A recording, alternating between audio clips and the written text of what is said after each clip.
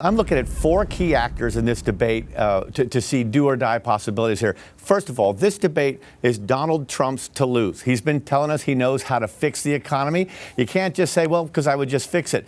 Tonight is the night we want to hear him show, not tell, give us good examples.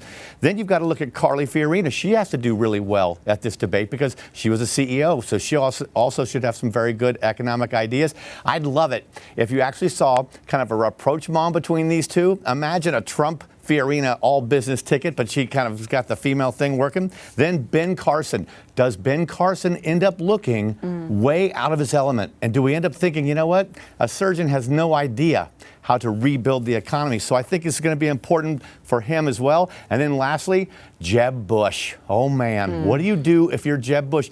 I feel bad for the guy, kind of, and I think the only way he has any shot at winning this thing, if he walks on stage, walks over to Donald Trump and bitch slaps him for the mommy-daddy comment he's been making lately. You know, some kind of fight like that. Because I saw an ad for Jeb Bush the other day, and I thought it was a news clip of this guy angry and yelling at some reporter. And instead, this is an ad from the Bush people, Bush supporters, or the campaign, I don't know which, and trying to make him sound more manly. But every time he does, Trump makes fun of him. I'm sorry to filibuster, Dana. One last thing. No, go ahead. I want Trump to be more statesmanlike.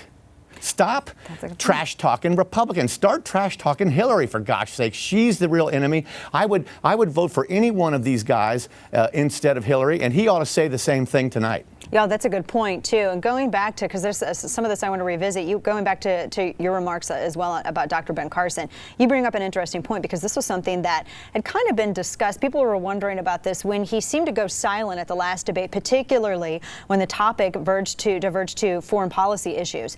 And it went into the weeds. Of course, you know, people who have, like us, who are total wonks and we have no lives and we live for C-SPAN and we love this stuff. You know, we were watching, very intrigued, and he seemed to kind of, you know, because that hasn't been his focus his entire life, whereas these other guys, I mean, they're used to running, they're used to this political circuit, and he sort of, you know, some people were saying, well, did Ben Carson just bow out of this conversation because his questions were no longer fielded to him, or when they were, it was generally vague.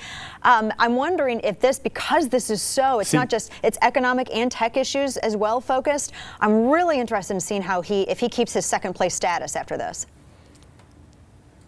Yes. Now, if he were smart, Ben Carson, his people would have him get ready to go after kind of business overlaying with Obamacare. Given his surgeon status, he could lay some claim to expertise there. But what's happening with Carson now is, at first, he was just kind of interesting. And we love him for his outsider status. We love him for not knowing some of this stuff. But what happens is the very things that bring you up can be the things that bring you down. And once you begin to take him more seriously as a real candidate, now you want to actually make sure that he knows enough, and you begin to kind of judge him against a higher bar. Right. No, that's a very good point.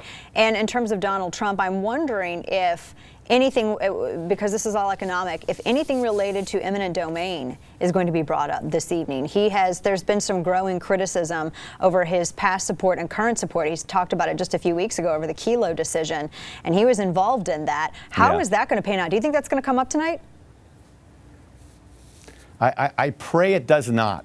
I think that the folks at CNBC, where I put in 3 years and enjoyed working there very much, I think their biggest test right now is they say, right now we're a network for very sophisticated investors, but all of America will tune in for this debate. How do we broaden the issues out to tax policy? What should be done to reform taxes in this country? We watched the Hillary Clinton debate, and every single person there wants to spend more. We can't spend more, the Republicans are going to say. So what are your plans for taxes? I mean, I want to see someone come out and say, we ought to let companies bring home $1.7 trillion from overseas and tax it at only 5%, not 40%, not 30%. It would result in $1 trillion stimulus package for the U.S. economy, not a single dollar from taxpayers. It'd be a great move. Why can't we have some kind of bold initiatives tonight? The rest of these guys, Dana, it's a vice president beauty pageant, right? And the key ones I'm looking for, Rubio, most important to watch him. He's got that Latino vote. I was just down in South Florida for my high school reunion with that fantastic group of people, our 40th.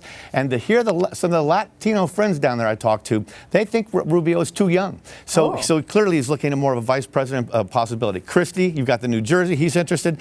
I think by this time, I'm sorry to say it, I think Ted Cruz and Rand Paul are kind of oddities. And they're not really in the mix here.